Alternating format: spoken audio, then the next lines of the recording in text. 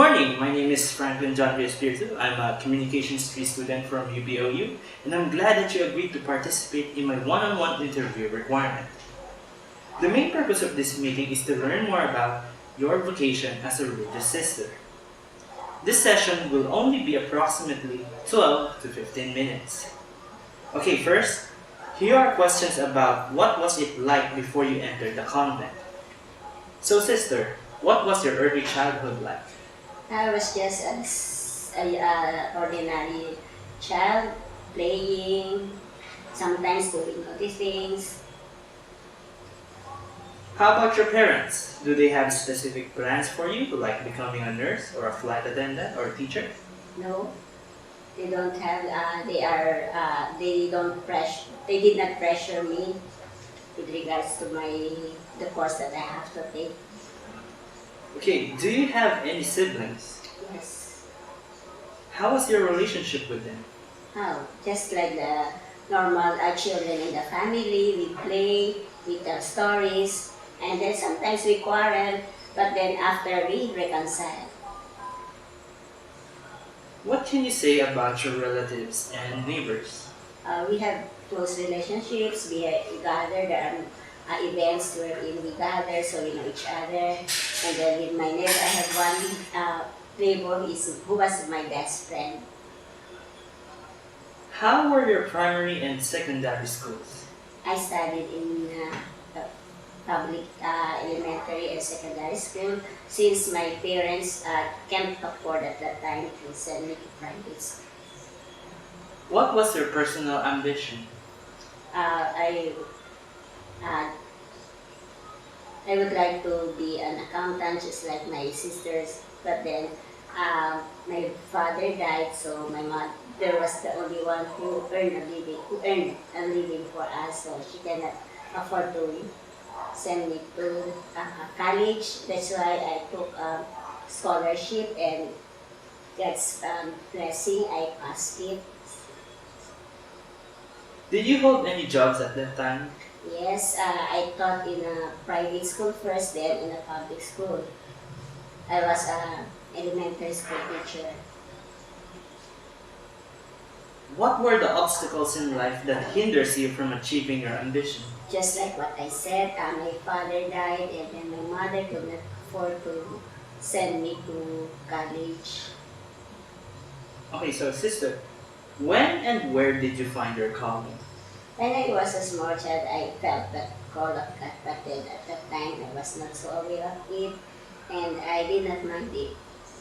So I studied, and when I finished my college, I looked for a job, and then it was here in Los Baños where the calling was became so strong. Okay, so how did your family and friends react to your discernment? Were they supportive? My mother, she did not like me to become a religious sister, but then since she did not pressure me in any decision that I make, so she allowed me. What convinced you that joining a religious group will make your dreams come true? It was not an overnight decision. I went through the process, the formation, just like I underwent the aspirancy, the postulancy, and the novitiate. It is after these 4 years of formation that I decided, and that God called me to that kind of life. So where is your convent? We, we have in Santo Tomas, uh, in Manila, Canlaon, Quezon City, Quezon City. We have in Tagaytay, in Dasmariñas. In Quezon Province, we have two, in Mulanay and in Tinangan. In Negros, we have one community. Here in Laguna, we have one. And we just opened another community in Bicol. How was your experience during your discernment period? It was a combination of joy and difficulties. There were difficulties, challenges. What do nuns do inside a convent during these discernment years? We pray, we have recreation, we do apostolate, and there are formation and modular classes that help us in our discernment. We also have spiritual director. We went to a spiritual director who guided us in our decision, in our discernment. Were there any trials before your first profession? Yes, before I wrote my request to be accepted in our congregation, I got seriously ill, and that's the time I asked the Lord, Lord, is this really the life that you want me to embrace? And during that time, it was the Lord who really um, told me with my experience that this is the life that How long did it take you to pronounce your final vows? 5 years. Was it all worth the wait? Yes, because during this year, this is another period of discernment. Because final vows is the lifetime commitment.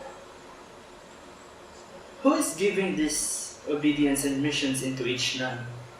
There is a process. The council member, for example, in our delegation, the St. Francis delegation, there are council members who assess, evaluate the capabilities of the sister, if they are fitted for a certain mission, and then uh, they recommend the sister. And generally, the general council are the one deciding at the final say. Were you assigned by groups or individually? The obedience is given by individually, but then as a community, we live as a group of sisters or community, we call it communities. So in every community, there are at least three, not less than three sisters in a community. After your first profession, where was your first mission? I was assigned in Santo Tomas, Batangas, in Micael School, a new school, just 2 years in operation at that time. How was it your experience there? It was challenging since I was out of the school setting for 4 years during my formation. So I have again to adjust to the school environment. And since that the school is just in its second year of operation, so there are really a lot of things to be done. How long does a nun stay on each mission? It depends on the needs of the place and of the congregation. Just like in my case, in my first assignment or obedience, I stayed there for almost 5 years. And then another year, in my second assignment, I stayed there for 9 years. And 9 months in the third mission house where I was assigned. And here in Los Baños, this is my 11th year. Which assignment did you have the most hard time adjusting to? In Malanay, since the school is new, it does not have, it didn't have the papers that it needs, the recognition, the permit from the DepEd and the Security and Exchange Commission. I have to do all these things, and I don't have background in doing these things. And then aside from that, the place is very far from Manila, where I have to submit all these requirements for the recognition and of the school. Which assignment did you enjoy the most? In every assignment that I was given, I enjoyed everything because I believe that wherever God put me, I have to enjoy it. I have to enjoy it, and I believe that God, and I experience it, that God is really sustaining me in every mission that she put me in. When you're finally He put me in. okay, sorry. Okay.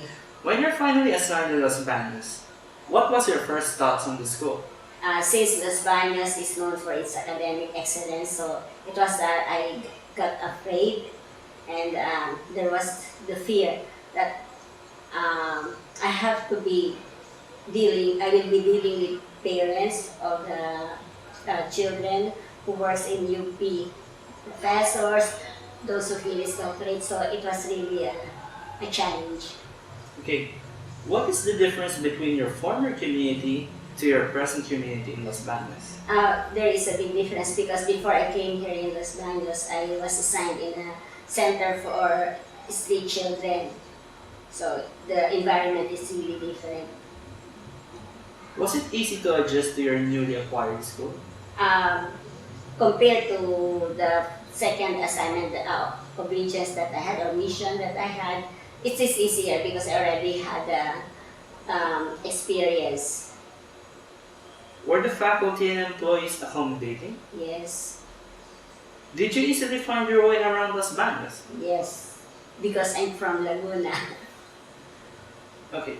As a principal, what made you agree to be a principal of the Montessori school? It is the trust in God. I believe that it is God called me in this in this mission, and He will sustain me. And then I believe that He prepared me before He gave me this assignment. So, how long have you been a principal here? In Los Baños, this is my 11th year. Okay, can you describe me your style of leadership as a principal? More of educative, but then also a mixture of democratic. I allow the faculty to express their ideas. I give them the freedom with What? responsibility, of course. Okay. What are the strengths and things to be improved of this school? Uh, the strength of the school really are trying to inculcate the gospel values, especially in this time, in our society this time. But in terms of what to improve, uh, it's more on the facilities of the school, and then also the financial status of the school, so that we could also give to the teachers, to the faculty, what really the public school teachers are receiving in terms of monetary compensation. So, how do you bridge the gap between advantaged and disadvantaged students? When we talk about the financially disadvantaged and financially advantaged, for those who cannot really pay on time, we don't charge them the penalty. We give consideration. But in terms of the needs, so we cater to the needs of each individual pupil. How do you encourage teachers to be more effective in their classrooms?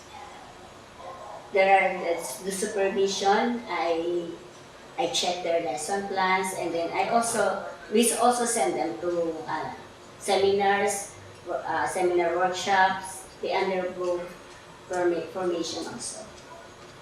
We invite speakers. Has there been a bad situation between teachers or students that required your urgent presence? Not really. Can you share your thoughts on what could be a successful or effective school? First, we have to put that, and then we have to build the relationship, the atmosphere of a family. That's why here we call the school FMS and family. Being a religious school, how often do you encourage students to participate in a religious event? Every day we have programs for the students, for the pupils that will nourish their spiritual life. If a student wasn't a Catholic, how does he or she participate in such religious events? We require them to be present, but then we don't require them to receive the sacraments. We respect their beliefs. Since you're also a nun, how do you manage to do your prayers in a busy environment? In the community, we really have a set of time. We have time in our schedule for prayer in the morning and in the evening and before we sleep. But aside from that, prayer is not just staying in the chapel praying, but everything that we do is prayer. Whenever we put God in it, whenever we are aware that God is present in everything that we do, in everything that we say. As being a principal for 10 years, do you think you can still continue for a few years more? Yes, because I believe that God is the one sustaining me.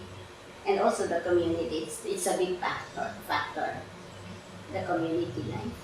How about your fellow nuns? Do they also enjoy the fun of taking such big responsibility? I think so. Okay, last question. What would be your best advice for those who also want to be a nun and a principal? They have to put God first. They have to be aware of the graces that is in us, that God is giving us, and to be attentive to what God is calling us to do.